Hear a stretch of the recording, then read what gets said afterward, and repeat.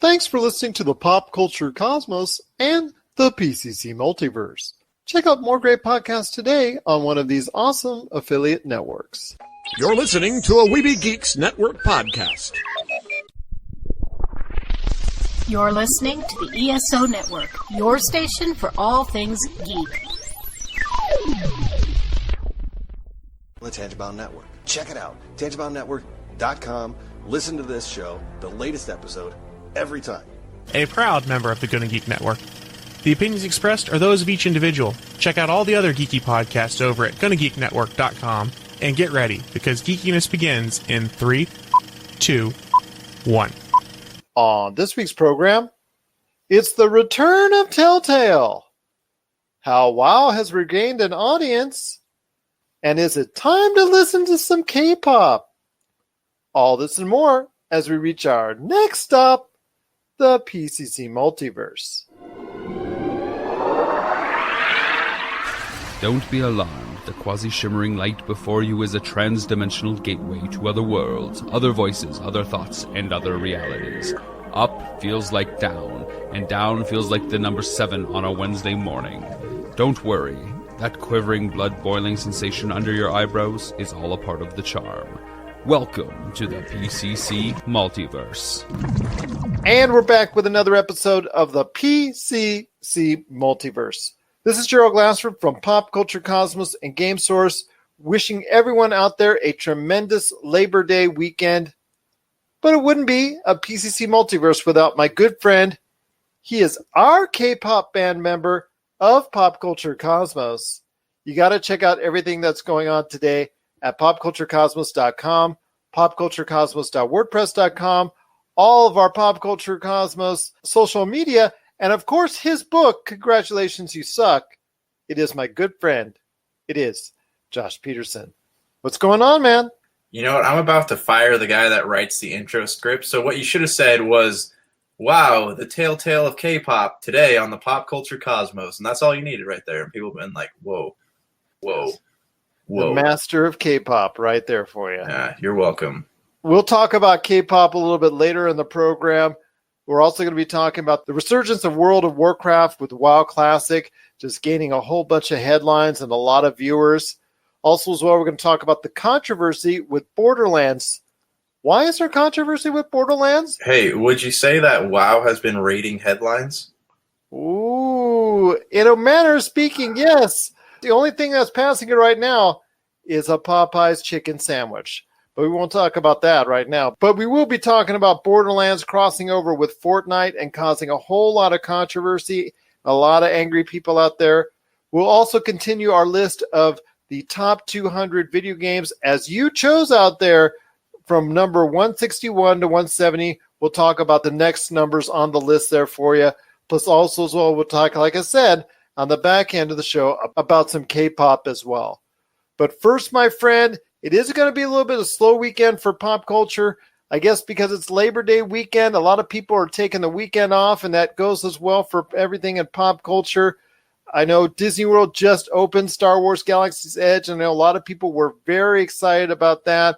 A lot of people just rushing right to it right away. But then again, we've already had it here on our side of the fence here in the U.S. Before we go ahead and talk a little bit about the resurgence of Telltale, in a new fashion, so to speak, tell me about your thoughts on Star Wars Galaxy's Edge and what people can expect when they go to either the Star Wars Galaxy's Edge in Anaheim or in Orlando, Florida. They just opened it up at Disney World. It's gone, obviously everybody's crazy for it. There were, just mass hysteria going on there. It's almost like at a Popeyes. Well, it just goes to show you that people in Florida are probably bigger Star Wars fans than Anaheim, because Anaheim's opening didn't exactly go as Disneyland planned, but Florida, I'm hearing there's like 3-hour lines to get into some of this stuff. I think they'd experienced some of those things as well, didn't they?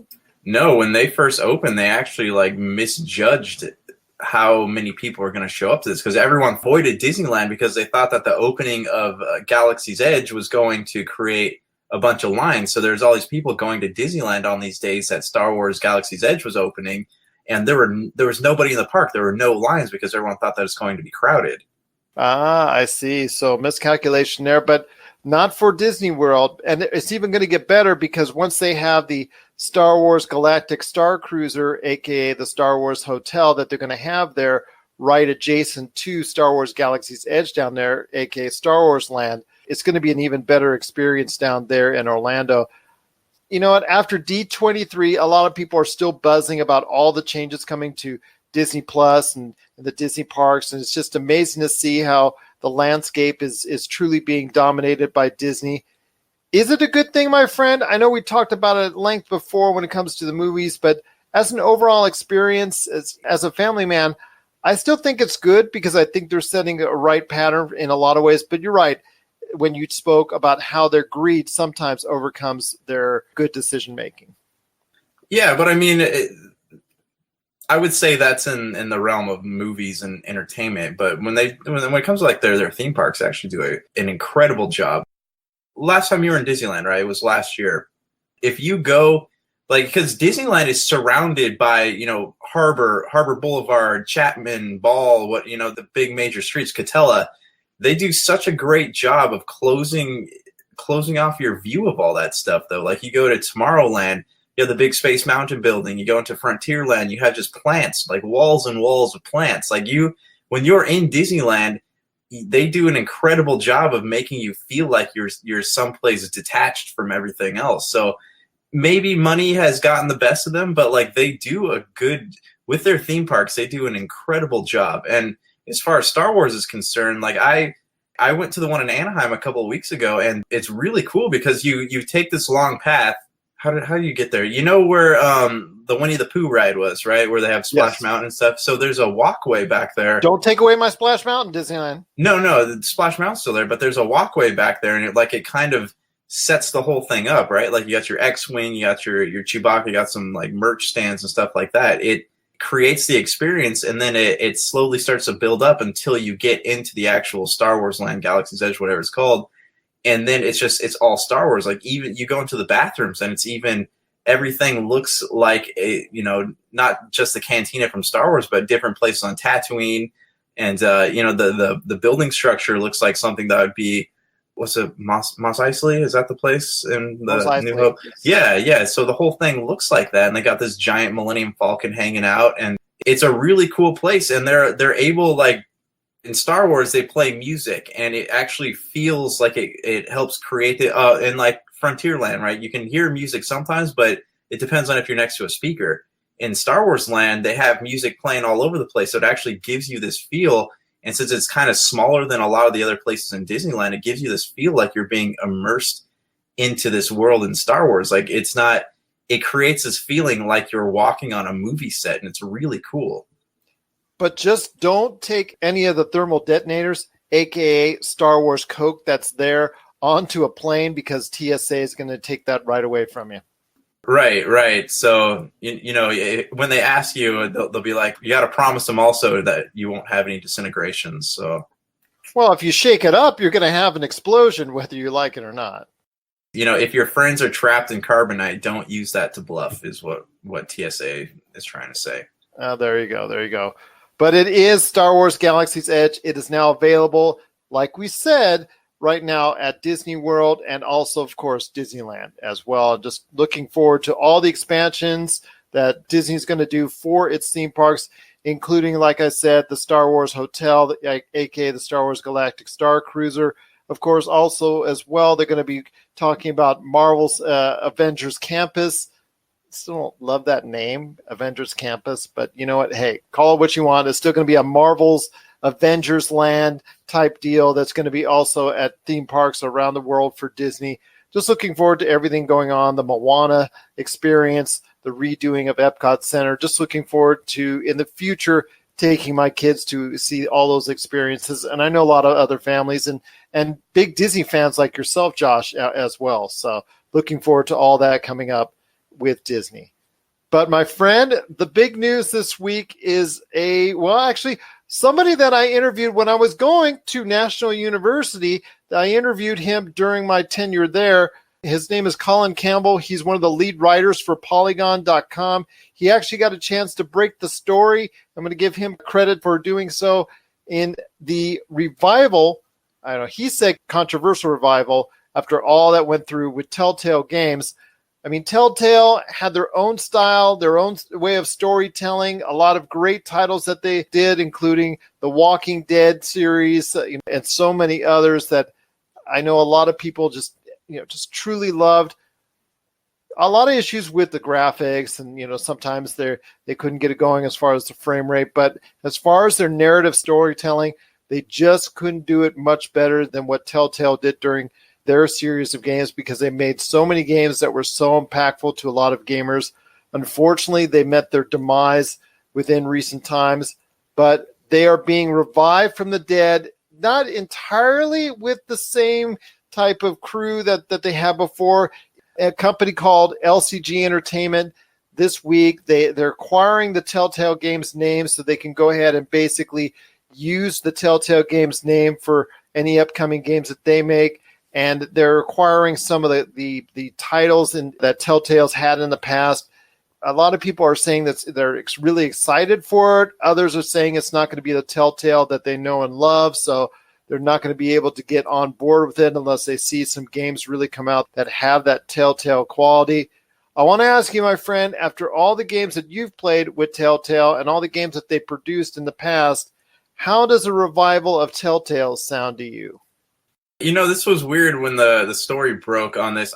They didn't specify if they're going to be keeping some of the IPs that they have. I know they specified 2, right? It was Batman and Wolf Among Us. Wolf Among Us, but I think it says some in the story that he broke, but as far as which ones, I don't think that's 100% cleared out as of yet. Yeah, I'm curious that a lot of the Telltale games that disappeared from like the Sony marketplace or the Xbox marketplace, are those going to be coming back? And if so, who is profiting off of them? I mean, because The Walking Dead, the final game that they did was The Walking Dead, the final season. That came out earlier this year. Right, and another company picked that up, though, right? Yeah, exactly, to go ahead and finish it because they had already died as an entity already. But you're right, the Game of Thrones, the Minecraft story mode, Guardians of the Galaxy, Tales from the Borderlands. I mean, they have so many titles which they've had in the past. They had even Jurassic Park, Back to the Future, a lot of licensed games, but still, what is the effect of that? I mean, you can go even back as far as Tales of Monkey Island and Sam and Max Save the World. You can even go back to that as far as what games that they've been a part of. Which ones are they keeping? Which ones are they going to revive? Which ones are they going to be able to go ahead and maybe look back into, maybe expand upon? I'm not sure as well, but I mean, is this a good sign for the video game industry that at least Telltale Games will survive in some form or fashion, even though it's not going to be the Telltale Games exactly 100% that we know and love? Yeah, I mean, I guess the big question here is, are they going to be able to avoid the mistakes of the past? And that's going to ultimately be the deciding factor here. But if Telltale is, they're pioneers in what they've done as far as interactive storytelling goes and using popular IPs. I would love if this comeback is successful, I would love to see them come up with something original, because I imagine purchasing the licensing to some of those IPs, Guardians of the Galaxy especially, costs a pretty penny, and that's money that could be used to better develop some of these games. Either that or baby steps, maybe work on other people's games, things of that nature, get your feet wet once again, and then go ahead with your own storytelling narrative. But you're right, some of these licensed games and these decisions that they made financially just didn't make up to what they needed to go ahead and do, because you're paying so much for the licensing for some of these games. And again, it all came down to, because of the money that you're spending on all these licenses, they didn't generate enough volume in sales to go ahead and compensate for that, to earn enough of a profit to stay in business. I mean, of recent times, the most well-known series of games that they're best known for is the Walking Dead series, correct? No, but Batman also got a lot of critical praise just because of the way that they portrayed the Joker. And so that's something that I have read a lot of articles about, and also Walking Dead, but Batman was pretty high up there too. Yeah, that's true. But The Walking Dead did get, actually, like you said earlier, that got a final season. I mean, that's something that a lot of people had reached toward to. But it didn't get quite enough what they need to do to stay in business the first time around. But you're right. It's about avoiding those same pitfalls and avoiding those same mistakes. I still think at some point in time down the road, we're going to see what this new revived Telltale Games can do. I think they can still make a great impression with gamers. No, it will not be the same exact Telltale Games. I think hopefully that they will learn from the mistakes of the past and be able to address them going forward. Do you still see a reliance on licensed material, or do you see them branching out on their own? Because when they branched out into original territory like The Wolf Among Us, and they really haven't gone too much outside of licensing games in recent times. So I want to ask you, is this going to be something that they're going to trend to in the future as far as original IPs, something steering away from the licensed territory, or do you think that it just became so reliant on it that that's something that they're familiar with and that's something that they're going to go ahead and deal with and turn towards to early on in the revival of Telltale Games? You're listening to the Pop Culture Cosmos. Don't touch that dial. Wait, do people still use dials?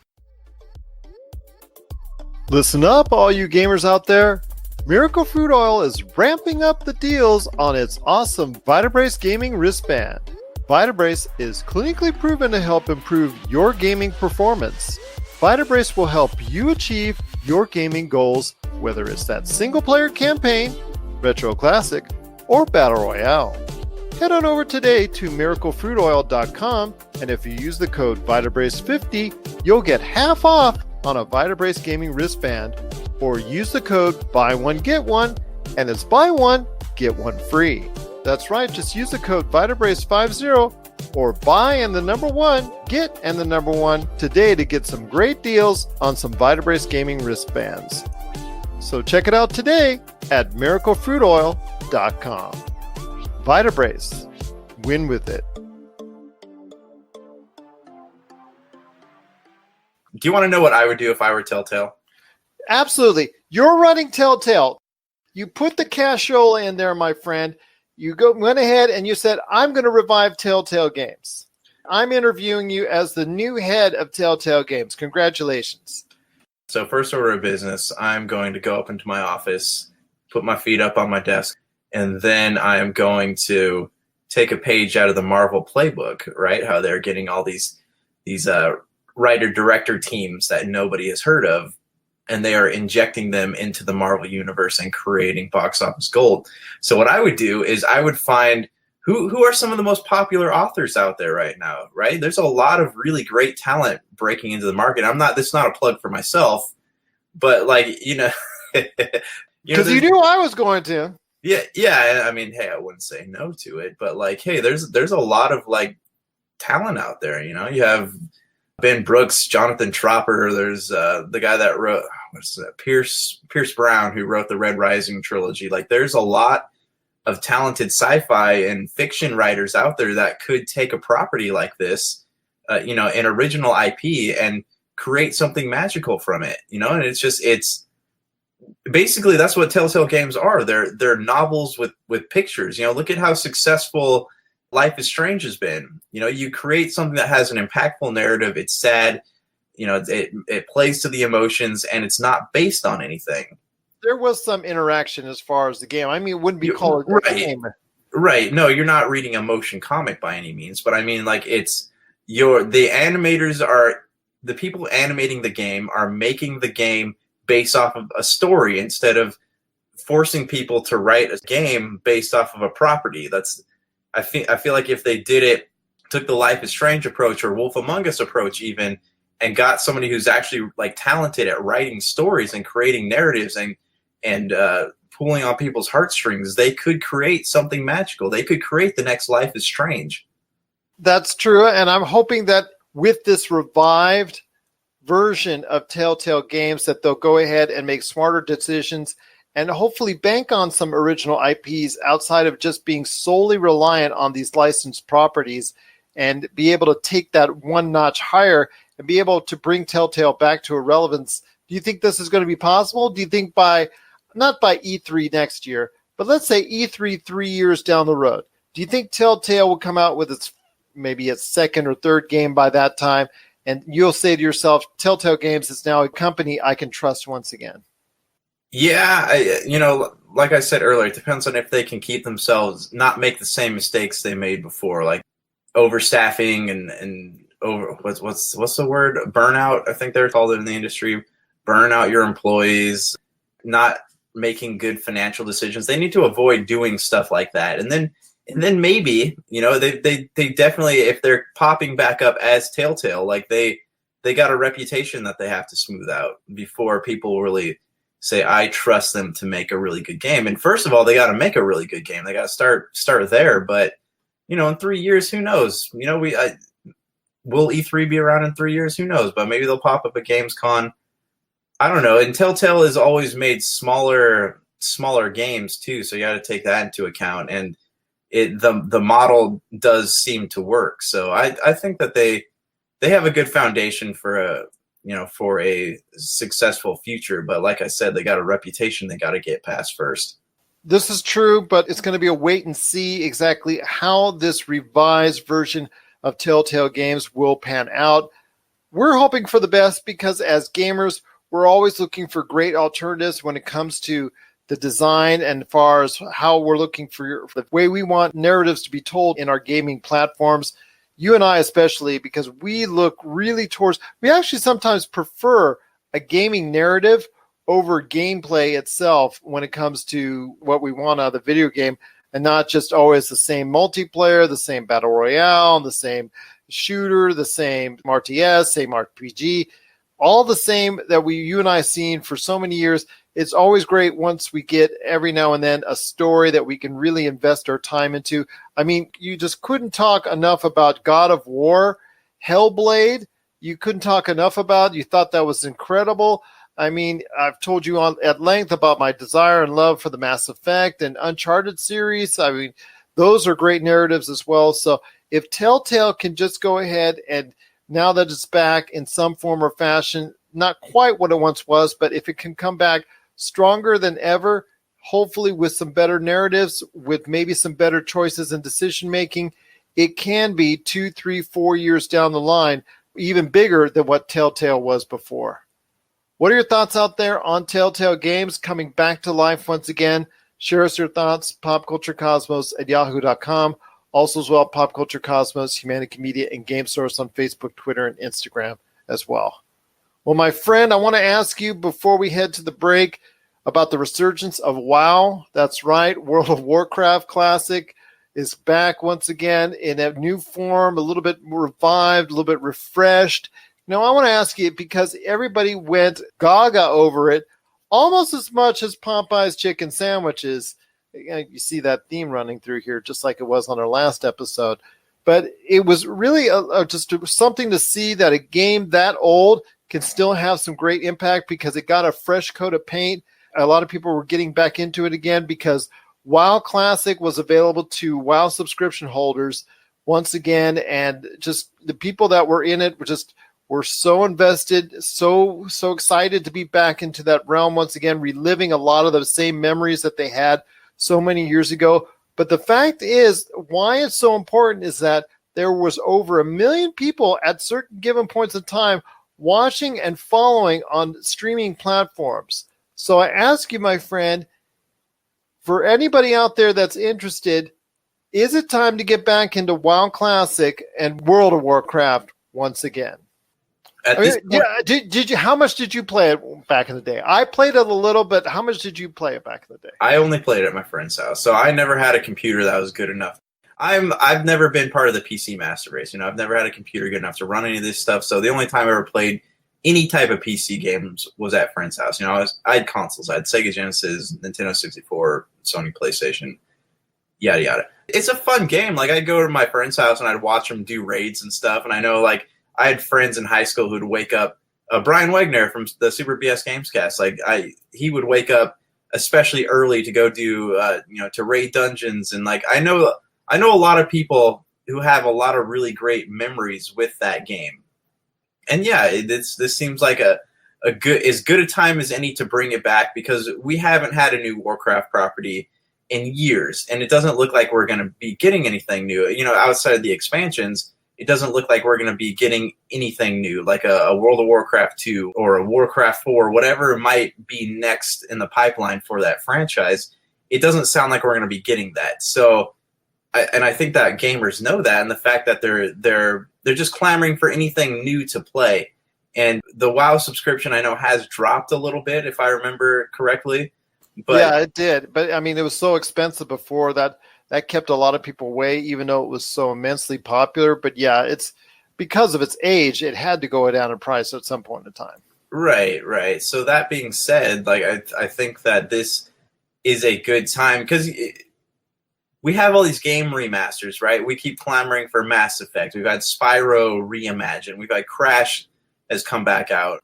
Even some of these big MMOs, Elder Scrolls Online, like they shut down for a bit and then came back. Final Fantasy 14 came back with a Realm Reborn. Like there's Final Fantasy 7 being remastered. There's so many games being remastered. Don't you feel like it was just a matter of time until Warcraft came out remastered? Yeah, you're right. Especially knowing Blizzard, they got to go ahead and delve into that cookie jar once again and try to see if people can relive the magic. I think a lot of other games are primed to go ahead and get that same type of new coat of paint. I mean, we see it all the time. There's like, at least 10 to 20 re-releases every single year from games in the past that we're now seeing. I mean, the talk of this week is The Lion King and Aladdin coming from Sega? They're getting a new coat of paint as well. Yeah, I saw that. That's kind of, I mean, it's cool. I don't know like how The Lion King on Sega Genesis was one of the most frustrating games I have ever played in my life because you had to time every jump perfectly. So I'm wondering, like, how is that mechanic going to work on the Switch? Because the buttons are very reactive. So is it going to be easier? Is it going to be more difficult?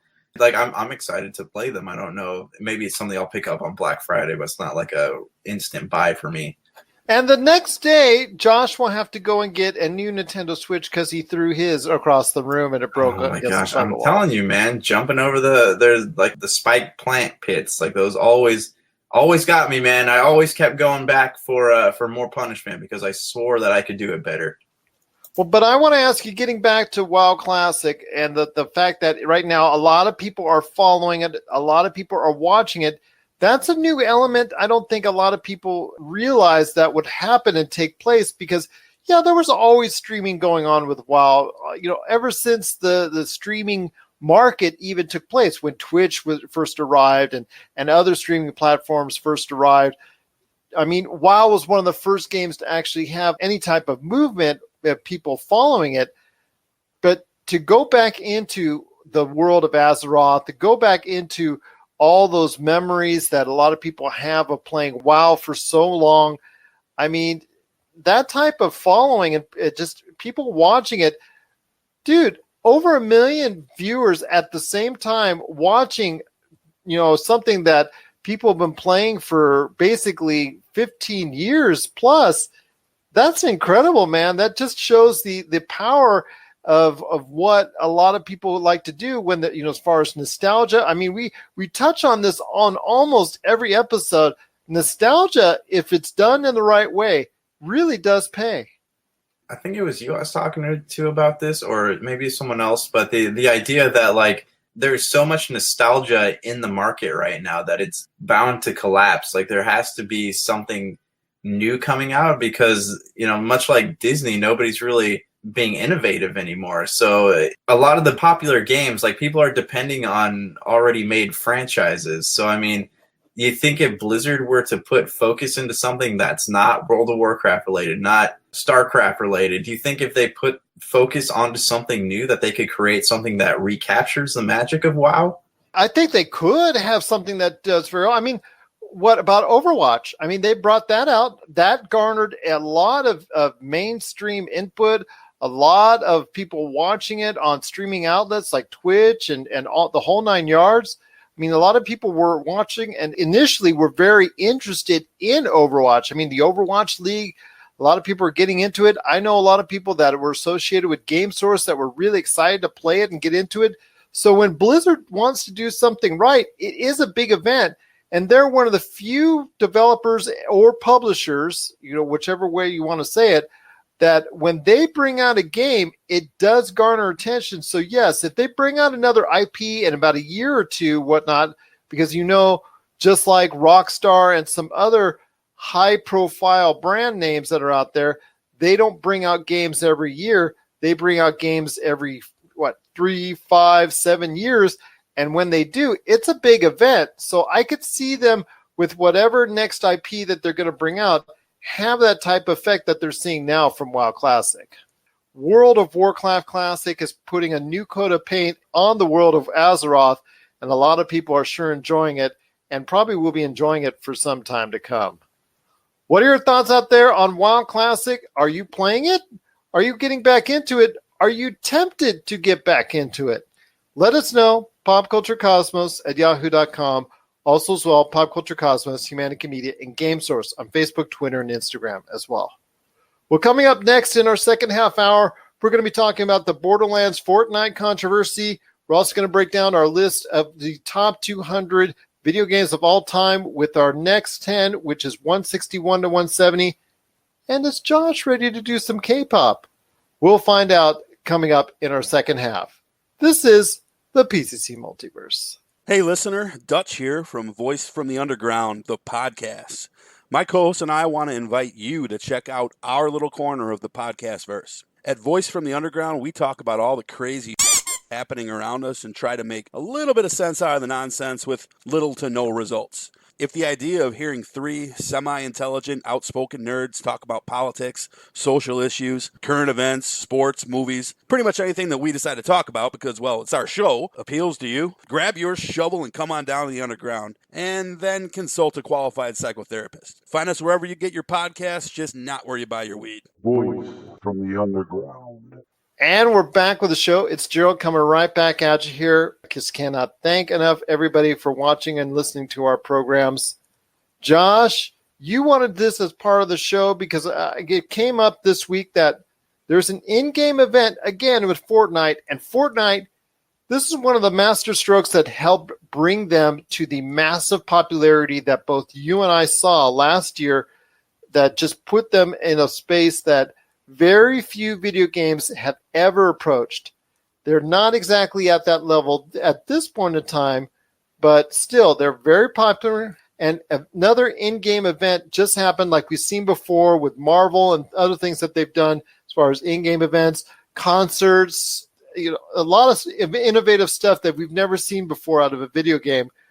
They recently brought Borderlands into the world of Fortnite for a crossover event, but it didn't seem to go well with everyone, did it? No, it's funny because I've been kind of following this all week. I've been coming up on the social media posts and just because I'm curious because the people who like Borderlands are completely different from the people who like Fortnite. And that's kind of evident in the way that everyone is raging against the fact that Borderlands 3 won't be on the Steam store for the first 3 months that it's out. There's a lot of bad blood between Borderlands players and Fortnite players, and I think that is what caused the whole, the Steam fanboys getting mad that it was on Epic Store because that's it. Borderlands is more mature, I guess you can say, whereas Fortnite's something that's more for kids. And the fact that you have these hardcore gamers who absolutely hate Fortnite but love Borderlands, and you have these worlds crossing over, it's just they're not going to be happy about it because there's two types of gamers, right? When it comes to Fortnite, you either love Fortnite or you hate Fortnite. And if you hate Fortnite and they cross over the game that you do love, of course you're going to be mad about it. So it's funny. It's been funny watching the reactions of this. I know Jason Mewes of Jay and Silent Bob fame has been streaming it, but it's just they're two worlds that seem very weird to be put together, and it's not having a good audience reaction.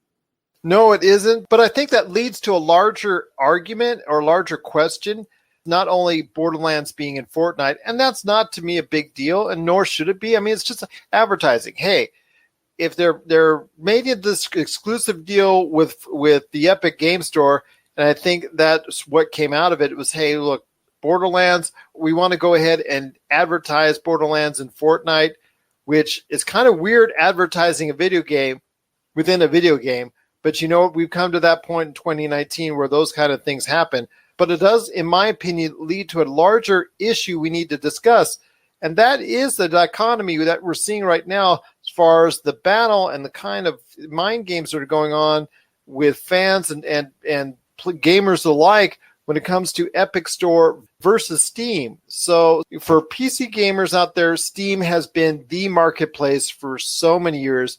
GOG, aka Good Old Games, has not been something that's even been on their radar really that much.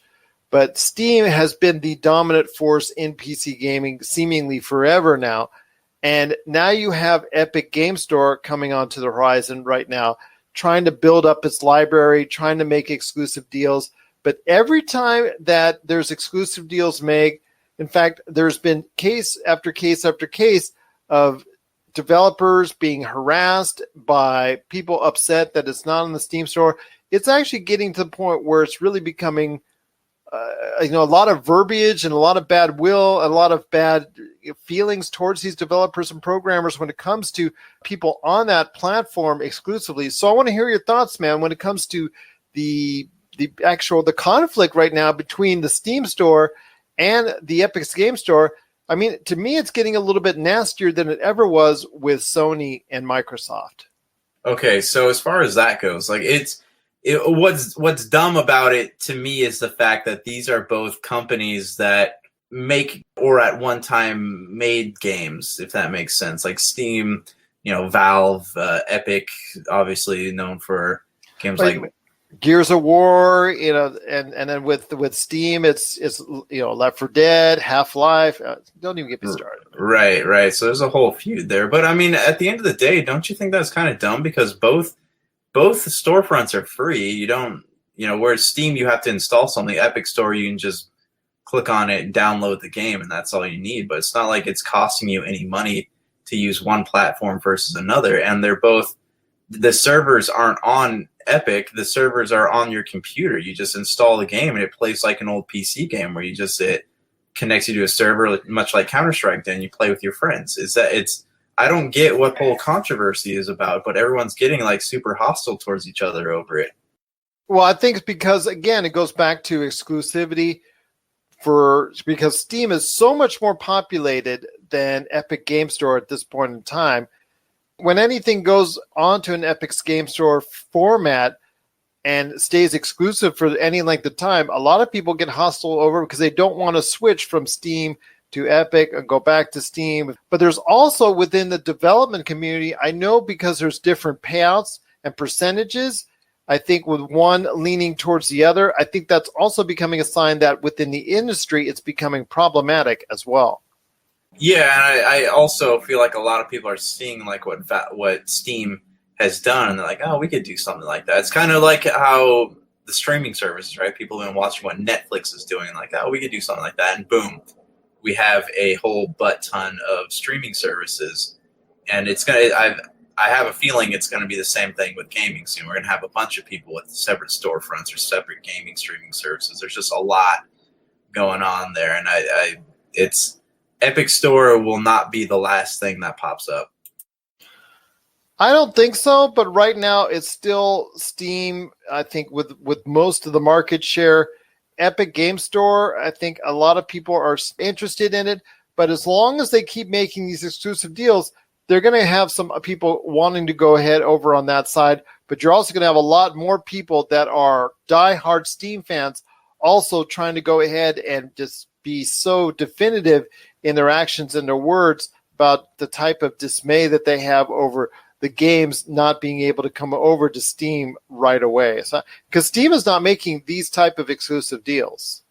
No, but the Steam store is like, it's so messy and oversaturated with things. And especially like from what I understand, like the porn games are a real issue on Steam too. Like you go on like their top selling games, it's all these indie created half pornography games that people are making. And that's something that I feel like Epic doesn't do, right? Because they have Fortnite, and Fortnite's a game that kids play. So it's just, it is one of those things where it feels like Epic's kind of been watching what Steam is doing wrong, and this is their chance to kind of come out the gates doing it right.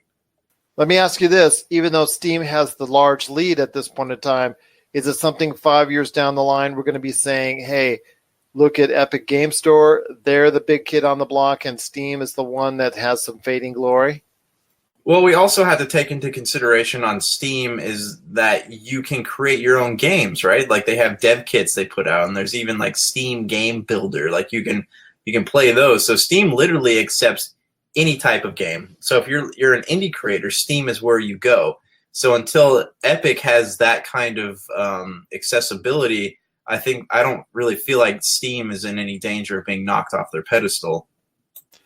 What does everyone out there think about the ongoing battle between Steam and the Epic Game Store? Got to hear your thoughts on it. And was it cool for Borderlands to be invading into Fortnite territory? Share us your thoughts, popculturecosmos@yahoo.com. Well, we got to continue our list, my friend, of the top 200 video games of all time. If you want to go ahead and check out the lists as they are right now, updated each and every day, you want to check it out on our popculturecosmos.wordpress.com site. I mean, it's each day we bring you a new 10 every single day. That these were voted on by you, the fans out there that follow us. So we truly appreciate everyone taking the time to have made their list down. And our big list is continuing with numbers 161 to 170. So I'm going to give you the countdown, my friend. Here is the numbers 161 to 170.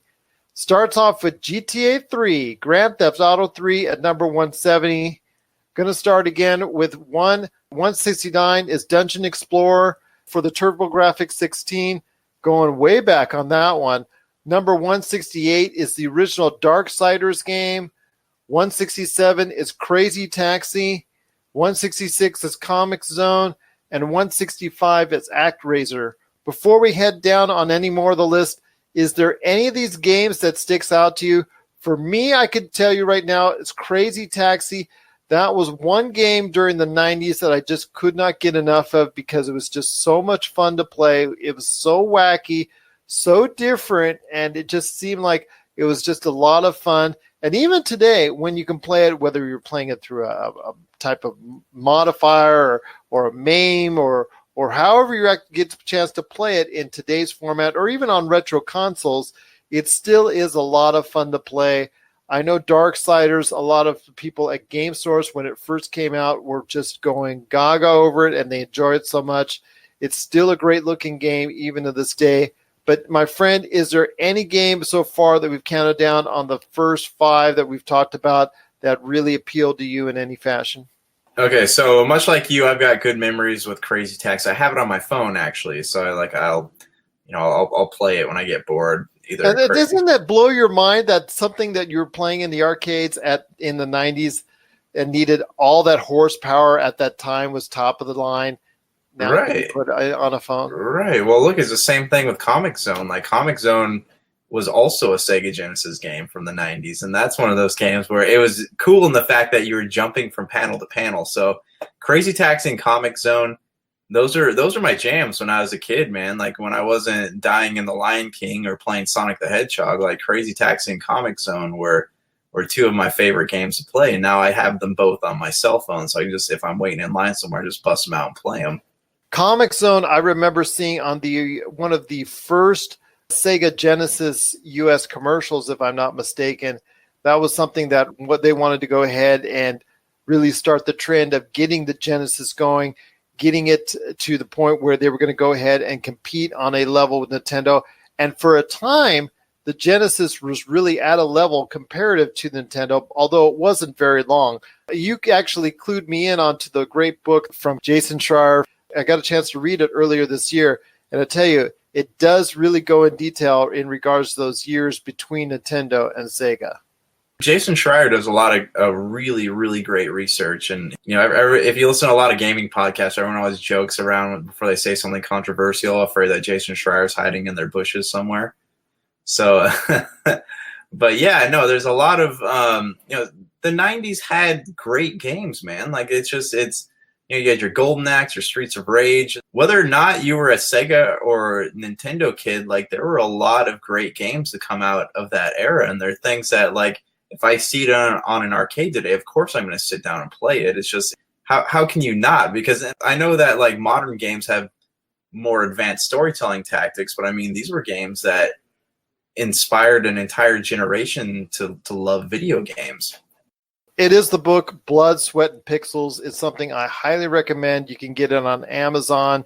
Jason Schreier from Kotaku did an outstanding job, and I couldn't. And if you really want to go ahead and delve into detail in that battle that happened in the 90s between Sega and Nintendo, really, that's the book to point towards you. And I'm looking forward to if Seth Rogen and Evan Goldberg ever get a chance to go ahead and pull it off and actually have a movie represent that book. Going on to continue our list of the top 200, going to the bottom half, the 160s. Let's continue on with number 165 is ActRaiser for the SNES. 164 is a game that I know you and I have both played in recent times. I truly just admire this game. It was an incredible narrative experience, and that is Wolfenstein 2, The New Colossus. Really happy it's on the list. Undertale, which is an underrated indie game. A lot of people should go ahead and give it a try. Undertale is at 163. Super Smash Bros. Melee, a very popular game at the time for the GameCube. That is at 162. A lot of people love that to play Super Smash Bros. With the GameCube controller, and I think a lot of that came from playing that during that point in time. You also have Soul Calibur. I mean, when you're passing by in the arcades and you hear Soul Calibur in the distance, you got just gets that blood pumping, gets you ready to go ahead and get into that fight. Soul Calibur is at 161. My friend, I'm telling you, these are some great titles. Again, just so many to talk about. It was ActRaiser, Wolfenstein 2, The New Colossus, Undertale, Super Smash Bros. Melee, and Soul Calibur. That's a great bottom half of the 160s right there for you. I played Wolfenstein 2, loved it. Love Wolfenstein games. Like the narrative is really great, but I love how they're not afraid to go over the top and they can still pack an emotional punch with their story. Undertale, I played briefly, didn't really get a chance to fully dive into that one. And as for the other ones, I wasn't a GameCube player, so I never really I'd never owned a GameCube, so I didn't get into Melee. Soul Calibur was fun. I never followed it past the arcade versions of it, though. But, Soul Calibur obviously has been successful because it's led to so many iterations after the original. A lot of people have still loved it since. I don't think it's the most popular or the most famous or the best fighting game series that's out there. I think you and I are just going to have to sit down at some point in time and talk about what is the best fighting game series of all time, but we'll save that for another day. Super Smash Bros. Melee, I think that's more famous from the fact that it was the first fighting game that you could really utilize that GameCube controller, which even today, my friend, when every time a Super Smash Bros. Comes out, new iteration in that series, a lot of people still go back to that GameCube controller and say that's the best thing that they can use in playing whatever iteration of the Super Smash Bros. Franchise. The list is getting better and better and better as we continue, but you're right. Wolfenstein 2, the narrative that's built into there with the whole Wolfenstein series as far as since it's been redone, since it's been remade, it's just incredible where it's going and where they're taking you with it. I think Bethesda and id they've got to get themselves a nice pat on the back because they've really done a great job with Wolfenstein 2, The New Colossus. Yeah, Wolfenstein 2, like it's one of those games, like it came out at the right moment, I guess, and it spoke to everybody in a political way, right? So like I wrote here in the thing is that Wolfenstein 2 is a game wherever you stand on the side of the political aisle, it speaks to you in a way, right? So you feel there's a lot of oppression happening from both sides of the political debate, and that's why I think Wolfenstein 2 resonated so well with people, and it's a very relevant game too, and I think that it'll be relevant for years to come, and it's a good narrative. I tell you, man, that part with the dog still makes me cry, but it's so good, and it's no wonder this franchise has lasted as long as it has because it speaks to the players, and it also is it's a well-made game. One thing I got to ask you when it comes to Wolfenstein before we head to the break, my friend, and that is this. Wolfenstein has created such a great narrative. and expanded on it with DLC, The Freedom Chronicles, after Wolfenstein 2, the new Colossus was released. And after that, Wolfenstein Youngblood told the tale of BJ Blazkowicz, who's the hero in the Wolfenstein series. It told the tale of his daughters in trying to go ahead and battle their way through Paris as it's being dominated by the Nazis. And you go through that story, and it tells briefly a little bit about what's going on with BJ Blazkowicz, because he's gone AWOL and missing and all that. I want to ask you, there is definitely going to be a Wolfenstein 3 at some point down the line to go ahead, either finish off the trilogy or expand the Wolfenstein universe even more. Where do you think this is going to go from here, and where do you think it's going to lead to for BJ Blazkowicz? Well, that's the interesting thing, because they're talking to the devs at E3, and they were saying that they've basically, by creating this game with the daughters, right, they've possibly created a separate timeline. It just depends on where they want to go with it. Are they going to keep fighting Nazis? Where do they want to go with the story? I don't have any ideas right now. Future's looking good, man. And, as long as they keep crafting stories that are relevant, then I think it could be something cool. Definitely could be something cool. And again, if you want to go ahead and check out our list, it's available now at popculturecosmos.wordpress.com. As we're breaking down the top 200, there are lists of 10 that come out each and every day. So you want to follow it as a new list of 10 comes out each and every day. So you want to follow it there, popculturecosmos.wordpress.com. All right, coming up right after the break, we're going to go ahead and talk a little bit about some K-pop, and is it ready to take over the world as we close out the show? This is the PCC Multiverse.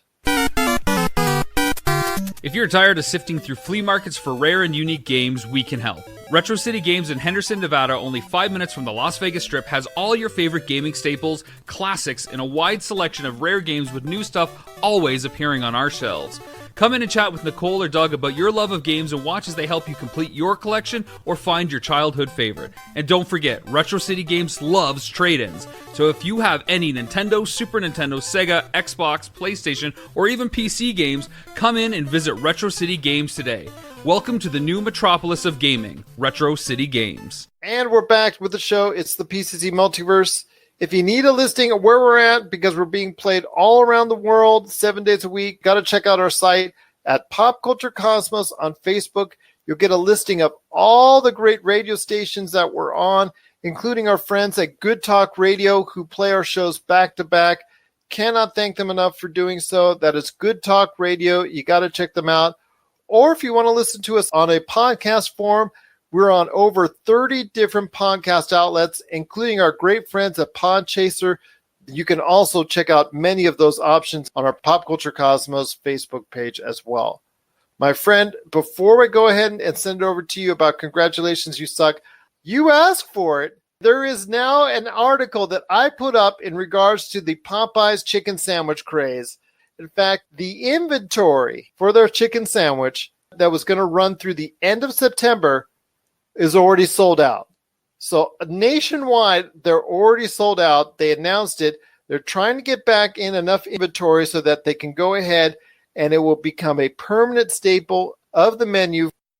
They're thinking 2 weeks, maybe 2 to 3 weeks before they go ahead and get that supply in. But I'm telling you, Matt, it was just awesome to see the sensation, and I got a chance to write about it. So I hope people get a chance to check it out at popculturecosmos.wordpress.com.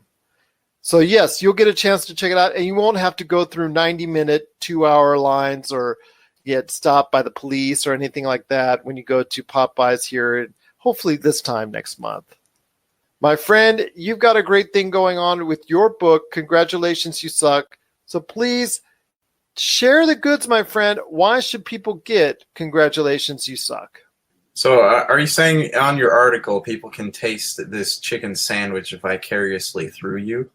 They can, or they can check out our previous episode of the Pop Culture Cosmos, because I actually indicate on both the article and also our previous episode as well just how good this sandwich actually is. All right, we'll definitely go check that out. I'm going to read it. I'm excited. I want to hear about it. As for Congratulations, You Suck, you can pick it up today on Barnes & Noble, Amazon.com, Book Locker, and a few other places. I saw that Amazon's got a few other sellers now. You can go Thank you to everyone who has reviewed it so far. If you do purchase the book, please leave me a review on Amazon. I would be greatly appreciative of it. So if you buy it at barnesandnoble.com or walk into your local Barnes & Noble and request Congratulations You Suck by Josh Peterson, they'll actually send it to the store so you can buy it from there, or it's on the Nook or the Kindle. You know, it's just a great book and you got to give it a chance. Congratulations, you suck.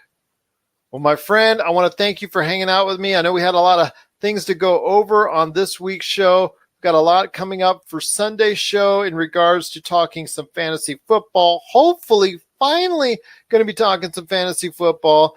I know we've had a lot of delays in that. I'm just eager to talk about it, especially with the NFL season coming around. And I'm actually going through playing Wreckfest right now, and I'll have a review of that for the Monday show, the Pop Culture Cosmos, as well. So you got to stay tuned for that, because that has been Destruction Derby all over the place. It's a different kind of racing game from the makers of Flat Out. I tell you what, it is something to see, to be believed when it comes to Wreckfest, and I'll have a review of that on the Monday show, the Pop Culture Cosmos.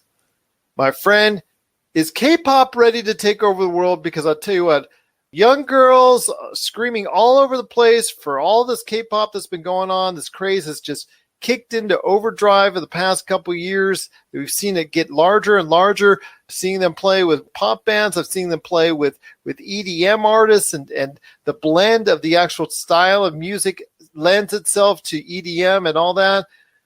I mean, BTS, which is one of the most popular K-pop groups that are out there, I mean, they just took a break, which just broke the hearts of millions of young girls out there, just broke their hearts because they're taking a break because they've been on tour for so long, just people going so crazy for it. I mean, right now they actually have a concert film that's doing so well overseas, and it's coming in November to the States here. A lot of other K-pop bands are gaining momentum. A lot of announcements are being made about other K-pop bands ready to take over the world, ready to take over Europe and the US and Asia and all that. I mean, we're right now at a point in time where K-pop is getting very close to becoming a mainstream format that we haven't seen in quite some time. So I want to ask you, my friend, we've seen this transition before as far as British invasions in the 60s and 80s, the grunge music in the 90s, hard rock and disco in the 70s. So I want to ask you, my friend, is K-pop going to become the wave of the future that's going to have that mainstream appeal?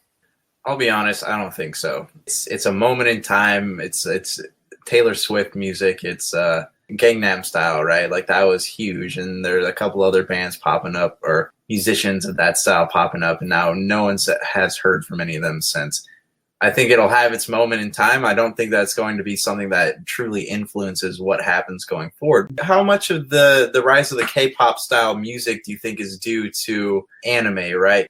The stuff that we consume here popularizes that stuff when it's already huge overseas. I imagine, like in Japan, places like that, K-pop is already huge. So as long as, you know, there's anime series and movies and video games coming out that are using that music, it's going to continue to grow here. But I think it's only going to grow as much as the mediums that it's portrayed in American culture. You're right. Its time, I think, will be limited as far as its popularity and reach, as far as a mass appeal is concerned. I think a lot of people would just have to respect it. It's, you know, they can laugh it off and say, you know what, I can't get into it, and that's fine. We've said that about every type of music style or something that's gone big. I mean, when Beatlemania hit it big, a lot of people that were out of touch really didn't want to get into it. When disco was big, a lot of people didn't want to get into that. When Duran Duran and so many other British acts of the 80s, we talked about grunge music. How many people were scoffing at Nirvana when their first hit album came out? So K-pop is going to be big. I know it's not for everybody, but I do know that there is a big future in K-pop. But you know, man, I think you might actually somewhere deep down have a little bit of affection for K-pop. I think I might find you at the next BTS concert when they do come back. You basically said K-pop is EDM with vocals on it. Is enticing me to go check it out actually right now as we speak. It depends on the type of K-pop. Some of it can get a little bit boy bandish, but the way they go ahead and blend it, sometimes it's really done very well. And you know what? I think a lot of people might get into it a lot more in the near future if there's a lot of crossover that will continue for K-pop. What are your thoughts out there on K-pop? Do you want to get into it? Are you scared of it? Let us know. popculturecosmos@yahoo.com. My friend, it's been a great episode. Any last thoughts on the way out? No, not tonight. I think we covered everything I wanted to talk about. We have survived another episode, my friend, and I'm so blessed and I'm so thankful because the doldrums in August are very hard to find a lot of great content, but I think we did on this week's PCC Multiverse. So for Josh Peterson, this is Gerald Glassford. It's another beautiful day in paradise right here in the PCC Multiverse. We thank you for listening. And here's hoping you have yourself a great day.